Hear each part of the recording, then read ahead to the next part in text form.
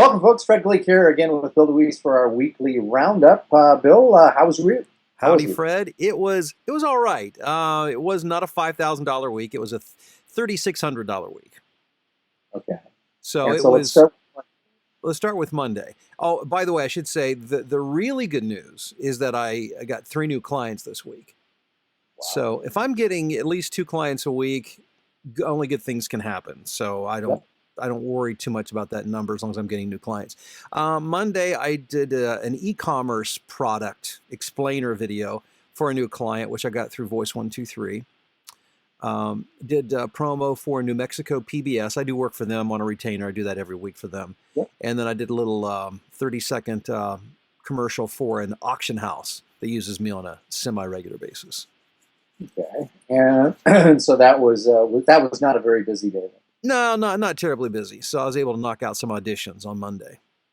Excellent. Okay. So what about Tuesday? And by the way, let me throw in a little other drama. I had a sinus infection first this week, which I get every fall, sometimes multiple times. I had one not that long ago. And so I went to the doctor Monday and they put me on a Z-Pak antibiotics. So I didn't do as much auditioning as I would have, but anyhow, I was able to get back on the horse.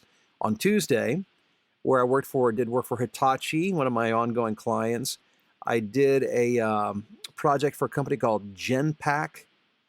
It was a tech company. Narration about to educate people about steel drums. Also did some plumbing training, and then I did an online. Actually, it wasn't online. This is for an organization called College Transition Connection, and this is a new client. And it's what they do is they help kids with mental disabilities transition into college to continue their education after high school. So it's a really cool cause, but it is part of a fundraising campaign that they have. So it really called for. It was a very much more touching, kind of sensitive kind of read, and so I really enjoyed doing that. Do you, just out of curiosity, do you have that copy sitting around? Curious. I mean, I could find it. You want me to find it? Yeah, if you would. I'm just curious as to, or forget the copy. What about the recorded audio? Oh yeah, I've got to remember the name of the. Hold on, sorry, I got to find the client because I have all of my clients organized by folder. Yeah. I'm sure Mallory set this up for you, not you. No, I did all that. Oh, good. Yeah. Much more impressive. There are some things that are just easier and faster for me to do. Yep. Why am I not finding it? Oh, here it is. Let's see. Okay, got it. So can we play it so that we can all hear it? When I say, okay, I know where it's at now. So now let me go find it. This is a process. And what I'm doing here, I'm trying not to cover your face as I do this on my screen for the folks who are watching on YouTube. I'm bringing up Adobe Audition, which takes a second here to boot, which is my editor of choice. And as soon as it boots, I will open this up. Let's talk about that. People could be using, what are the other choices other than Audition? Well, for years, a lot of people said, well, if you want to be taken seriously, the industry standard is Pro Tools. So Pro Tools, but it's really a much more complex multi-track for music production. But a lot of people use it. It's obviously a good program. Audacity is a free program, which works very well. A lot of folks use that as well. And there is Sony makes a program, I think, called SoundForge. I think they still make that. Twisted Wave for Mac. It's a very light program. A lot of people use that and like that. So those are a few of the faves, and I think I'm almost there. Yeah, here it is. You went to Audition. Why did you go with that one? Why did I go with that? Well, Adobe Audition is used by most radio stations because it's really geared more for voice, and I learned how to use it back in the 90s. Yep. And so I've used it for many years. So it just made sense instead of transitioning to another platform to use what I already knew. Understood. And Fred, what I'm going to do for the purpose of this, I need to take these earbuds out and put real headphones on so I can play it for you. Yeah.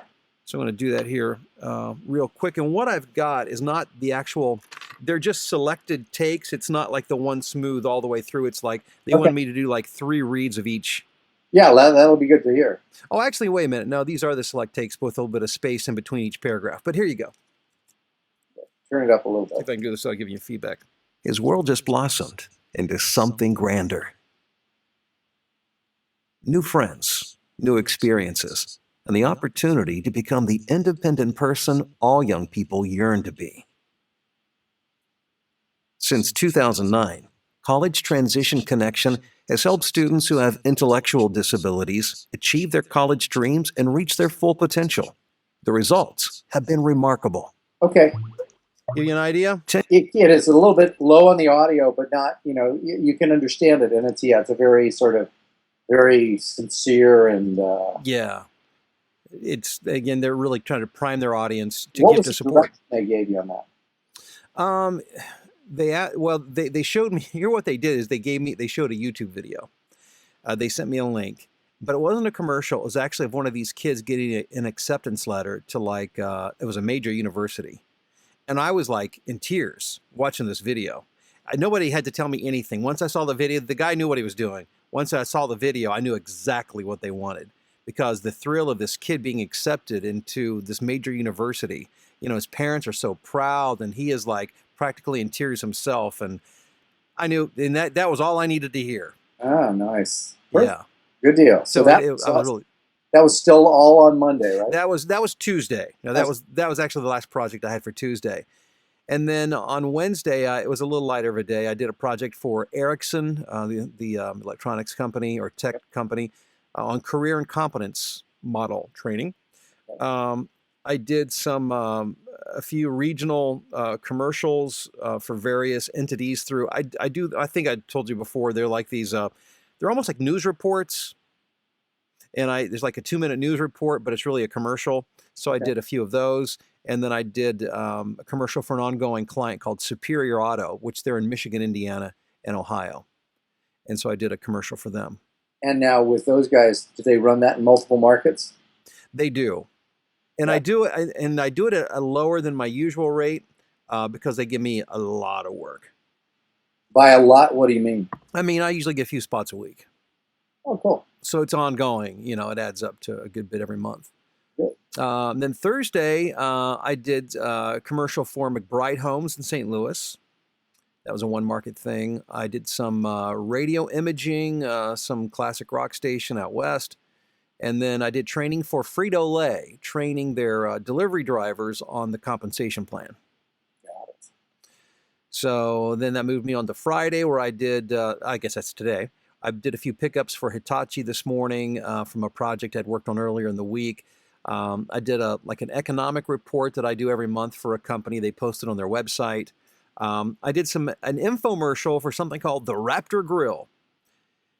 There's a guy by the name, he's the original shark from Shark Tank. He's not on there anymore, and I can't remember his name. Is it Barrington? I forget. I know, but he owns a marketing company, and he uses me on a number of.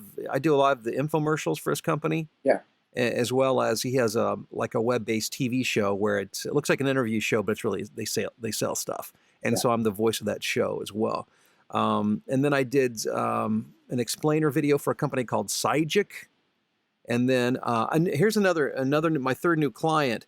It's a production house which had me do a series of commercials for the Northwest Ohio Honda dealers, and they told me that this will be quite a bit of ongoing work for that. So that's nice. Yeah, that would be. So I did ads this morning for selling the new Accord and new Civic. So those are regional spots. So yeah. So I mean, it wasn't like I had nothing to do. I mean, it was a good week. But I was glad not to audition terribly heavy with the sinus infection earlier this week and kind of catching up from the narration workshop, which, by the way, we should mention. Go ahead. Yeah. VONarrationsuccess.com is where you can access the videos from that 2-day workshop. And as of, you'll be able to see this on Monday, and it's available as of today. So go check it out, VONarrationsuccess.com. I got an email earlier this week, Fred, from a gentleman who attended, and he said, I've already booked 7 jobs. I saw that. That made me smile. Yeah. Wow. That's amazing. Yeah, yeah. In short order, he went out. He said, "I used the techniques you taught me," and he booked 7 jobs. I wonder how many auditions to book 7 jobs. You know, Yeah, that I don't know. And we just had a short email conversation, but was he already a working VO talent? he's been working, but he's been doing a lot of training. I don't think he's really geared up fully yet, but he's been doing some things. So it's not like he started from complete scratch. But he's been doing a But lot that's of so great. training. It's so great to hear that. You know, they come Oh to yeah. the event, they come to the seminar, and they go back and they're actually he paid for his seminar with those jobs. Oh yeah, yeah, yeah. It's great. Oh yeah, yeah. So I was very Was excited. this That's a what I love to hear. California-based guy, or was this a local guy? Now he is in where's he from? I'm trying to remember all we had 3 or 4 from California, one from Texas, one from Iowa, Indiana. I think he was Texas. Okay. Yeah. Yeah. No. I'm sorry. No. He's San Francisco. He's San Francisco. Okay. Yeah. So he gets on the plane, goes back, and books work. But immediately, 7 jobs over the next few And days. did he give any reasoning as to why? No, and again, this is just through email. He just said, using your techniques, I was able to do that. So I don't know anything specific beyond that, but I'd like to do a follow up with him at some point. Maybe I'll do a YouTube interview with him. Yeah, it'd be nice to see. You Yeah. know, I think that'd be very, very cool to Yeah. see what he's doing. I'll have to try to see if he'll be willing to do that. Well, one of the things that all of us have is we get sick on occasion, and with the sinuses, this is a little bit different from some of the other possible ailments that would make you unable or less able to do things. Yet through this, you could still do all your work, right? Yeah, I mean, if you know me well, you'll be able to hear it a little bit. But for a lot of the narration work, and when clients depend on you and they need that quick turnaround, unless it's really bad, most of my clients just want me to keep cranking it out, Yeah. which I'm very glad to do. I don't want to lose the work either. Just say, "Hey, Bill, keep doing. Don't worry about it. Just put your head down." Yeah, just put your head down. I did have one client come back to me. This is from the last time I was sick, several weeks or a month ago or so, and she said, asked me to redo something, and the reason is I said, well, I've been kind of sick, and she said, I think it was more than that. She said, I think you were on meds or something, and that's what it was. I had been taking medication the night before, and I didn't realize it, but I was sounding really slow and dry. Loopy. That's pretty funny. She literally said, "I think you were on meds." Yeah, and she was right. That's exactly what had happened. But I didn't even realize that it had affected me in that way. That's great. So, any final closing thoughts for all our lovely listeners? Yeah, don't get sick. Or if you do, she should have a doctor on speed dial who's more than willing to prescribe antibiotics, preferably over the phone, to save you the trip because speed is of the essence. Yep. So that's you got to get on that stuff fast. And I got my flu shot this year too. So you got to do everything you can to stay well. Got my flu shot earlier this week. Yeah. I thought of you when I got mine because I know you're on top of that. Well, the thing about it is with flu shots is I always make a joke whenever I go into Walgreens or whatever, and they're asking, "Oh, do you want a flu shot?" I said, "Well, I've had 3 this week. Should I get another one?" I was with you. I was with you at a Walgreens once when I was out in Vegas. You did. Anyway, so folks, there it is. Bill DeWeese. We've had the week. Thank you very much for your time, Bill. Thanks, and Fred. thank you all for listening. And remember, if you liked what you saw here, make sure and go to iTunes and tell everybody you liked it. Give it a 5-star review and the whole bit.